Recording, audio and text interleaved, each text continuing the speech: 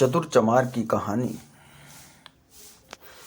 एक गांव में एक गरीब चमार अपनी पत्नी के साथ रहता था। गांव में काम धंधा न होने के कारण वह शहर जाकर काम करने की सोचता है।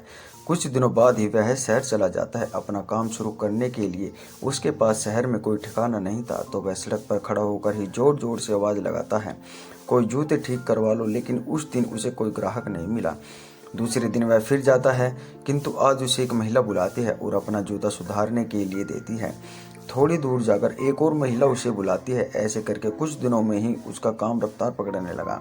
एक महीने में उसने 4 सोने के सिक्के कमाए। उनमें से 2 सिक्कों का उसने एक गधा खरीदा। जब वह गधा खरीद कर वापस आ रहा था तो जंगल में उसे देखा 4 डाकू धीरे धीरे उसकी ओर बढ़ रहे हैं। डाकुओं से बचने के लिए उसके दिमाग में एक रणनीति बनने लगी थी।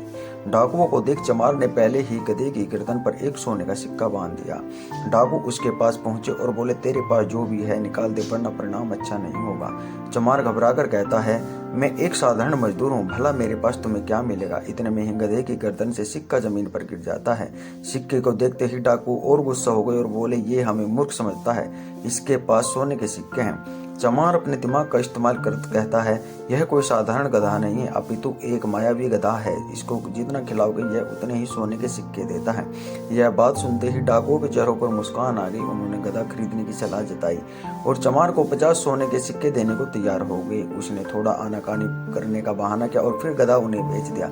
क्यों न बेचता, आखिरकार 2 सिक्कों का गधा 50 सिक्कों में बिक रहा था। डाकू गधा लेकर अपने घर चले गए।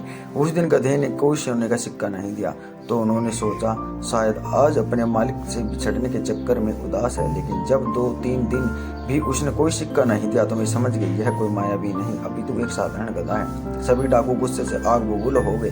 उन्होंने चमार को सबक सिखाने का निर्णय किया। जब वे चमार के घर पहुंचे तो देखा उसने मुर्गी फार्म खोल लिया था। उसे देखकर वे और गुस्सा हो गए। उन्होंने चमार को पकड़ा और एक बोरे में बांध दिया और थोड़ी दूर चलने के बाद एक ने कहा, सरदार हम इसे गंदे नाले में फेंक देंगे। यह बात सुनकर चमार भयभीत हो गया। काफी देर चलने के बाद सभी डाकू थक गए थे। धूप तेज थी और उन्हें पास में एक चर्च दिखा। वे चर्च में आराम करने के लिए चले गए और बोरी वहीं रख दी। थोड़ी देर बाद चमार ने सूरों की आवाज सुनी। आवाज सुनकर वह समझ गया कि सूरों के साथ कोई आदमी भी जरूर होगा।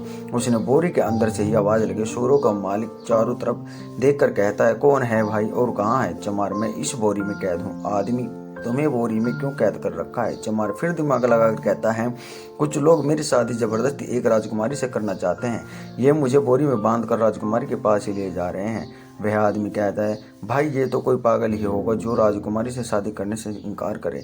चमार, तो एक काम करो, मेरी जगह इस बोरी में तुम कैद हो जाओ और राजकुमारी से शादी कर लेना। वह आदमी राजकुमारी से शादी करने की बात पर इतना खुश हुआ कि खुद को चमार की जगह बोरी में कैद कर लेता है। थोड़ी देर बाद डाकू आते हैं और बोरी उठाकर थोड़ी ही दूर एक नाले में फेंक देते हैं।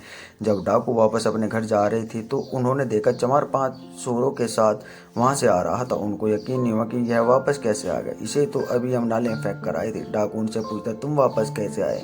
चमार ने उन्हें सबक सिखाने के लिए एक रणनीति बना रखी थी। चमार ने बताया, तुमने तो मुझे नाले में फेंक दिया, लेकिन वह कोई ऐसा वैसा नाला नहीं था। उसके अंदर अद्भुत खजाना और बहुत से प्यारे सुअर थे जिन्होंने मुझे बचाया और बहुत सारा खजाना भी दिया। डाकुओं को उसकी बात पर विश्वास होने लगा था। तब उन्होंने भी नाले में जाने का निर्णय किया, किंतु चमार ने कहा, ऐसे नहीं, तुम्हें भी नाले में उसी प्रकार फेंकना होगा जिस प्रकार तुमने मुझे फेंका था, यानी तुम्हें बोरी में बांधना होगा। वे सभी तैयार हो गए। चमार ने उन सबको बांध दिया और नाले में जाकर धक्का दे दिया।